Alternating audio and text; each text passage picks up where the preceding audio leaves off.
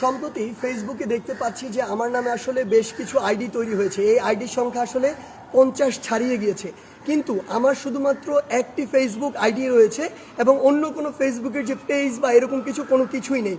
অর্থাৎ আমি এখন এই মুহূর্তে যে আইডিটিতে লাইভ করছি এটি আমার একমাত্র ফেসবুক আইডি, অন্য কোনো আইডি বা পেজ আমার নেই। আমি দেখছি যে বিভিন্ন মিডিয়ার ভাই বোনেরা তাদের যে মিডিয়ার যে বিভিন্ন পেজ রয়েছে কিংবা আইডি রয়েছে সেগুলোতে আমার নাম মেনশন করে ওই আইডিগুলোর মিথ্যা কিছু বিভ্রান্ত তথ্য ছড়াচ্ছেন।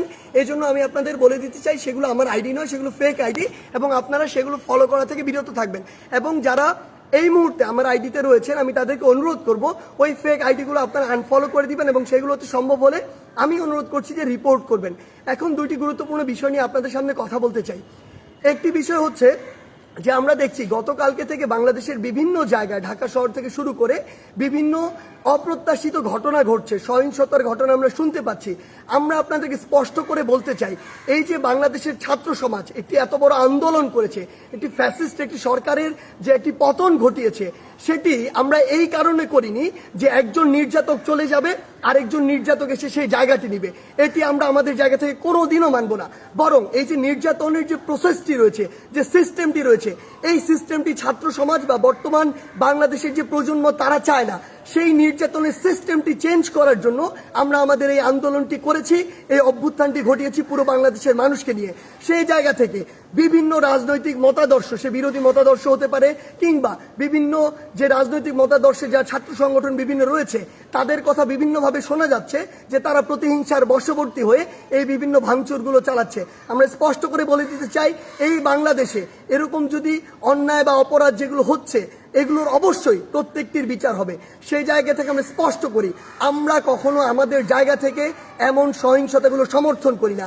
একটি দল 15-16 বছর ধরে বাংলাদেশে এই একটি রেজিম চালিয়েছে, একটি যে স্বৈরাচারী ব্যবস্থা চালিয়েছে, আবার কেউ এসে যদি এটি চালায় তাহলে আসলে পরিবর্তনটা হলো কি, লাভটি হলো কি?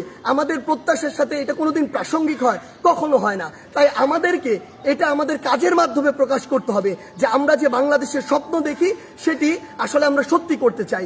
আরেকটি স্পষ্ট করে কথা বলতে চাই, সেটি হচ্ছে যে আমাদের যে সংখ্যালঘু ভাই বোনেরা রয়েছে তাদের বিভিন্ন ধর্মীয় উপাসনালয় রয়েছে, সেগুলোতে অনেকেই চক্রান্ত করে আঘাত করার চেষ্টা করছে, অনেকে প্রোপাগান্ডা ছড়াচ্ছে, যা হচ্ছে না তাও বলছে। সেই জায়গা থেকে আমাদের সকলকে, সকল ধর্মের বর্ণের সকলকে এই দায়িত্ব নিতে হবে যে আমাদের যে ভাই বোনেরা এটি শিকার হচ্ছে তাদেরকে আমাদের প্রোটেক্ট করতে হবে। একটি জিনিস মনে রাখবেন, 1971 যখন বাংলাদেশ স্বাধীন হয়েছিল কোনো নির্দিষ্ট ধর্মের মানুষের কারণে স্বাধীন হয়নি। এই বাংলাদেশ একটি অসাম্প্রদায়িক দেশ এবং এখানে সকল ধর্মের মানুষের এই যে প্রচেষ্টার ফলে বাংলাদেশ আজকে এই পর্যায়ে, কিংবা আজকে 2024 সালে দাঁড়িয়ে যে অভ্যুত্থানটি বাংলাদেশে ঘটেছে, যে স্বৈরাচারের পতনটি ঘটেছে, সেটি কোনো একটি নির্দিষ্ট ধর্মের মানুষের কারণে ঘটেনি। সেটি পুরো বাংলাদেশে বিভিন্ন ধর্মের, মতাদর্শের, বর্ণের গোষ্ঠী যারা রয়েছে সকলের সম্মিলিত প্রচেষ্টায় ঘটেছে।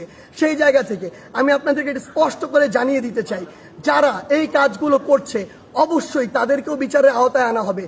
কিন্তু আমাদের দায়িত্ব হচ্ছে আমরা আমার জায়গা থেকে আমাদের আশেপাশে বিভিন্ন সংখ্যালঘু ভাই বোনদের যদি কোনো বাড়িঘর কিংবা ধর্মীয় উপাসনালয় থাকে আমরা নিজেরা গিয়ে সেগুলোকে প্রোটেক্ট করব।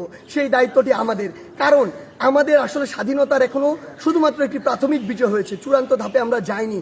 এটি ভুলণ্ঠিত করার জন্য অসংখ্য দেশের বাইরের অপশক্তি তাদের সর্বোচ্চটিকে দিয়ে চেষ্টা করছে। কিন্তু আমরা যদি এই অপকর্মগুলো প্রশ্রয় হতে দেই তাহলে আমাদের এই যে স্বাধীনতার যে চূড়ান্ত বিজয় সেটি কিন্তু অনেক কঠিন হয়ে যাবে। সেই জায়গা থেকে সকলের কাছে অনুরোধ যে আমাদের সকল ভাই বোন যারা এই অত্যাচারের শিকার হচ্ছে সেগুলোর আপনার পাশে গিয়ে দাঁড়ান, সেগুলোর প্রতিবাদ জানান। এবং কেউ যদি কোনো রাজনৈতিক উদ্দেশ্যে প্রতিহিংসার বশবর্তী হয়ে কিংবা অন্য কোনো মতাদর্শ এই চিন্তা করে এসব হামলা চালায়, অবশ্যই এই বাংলাদেশে সেগুলোর বিচার হবে। আপনারা সবাই সবার জায়গায় সচেষ্ট থাকুন যতক্ষণ না পর্যন্ত এই বাংলাদেশে জনগণের ভোটে, জনগণের দ্বারা নির্বাচিত একটি সরকার না প্রতিষ্ঠিত হচ্ছে। ধন্যবাদ।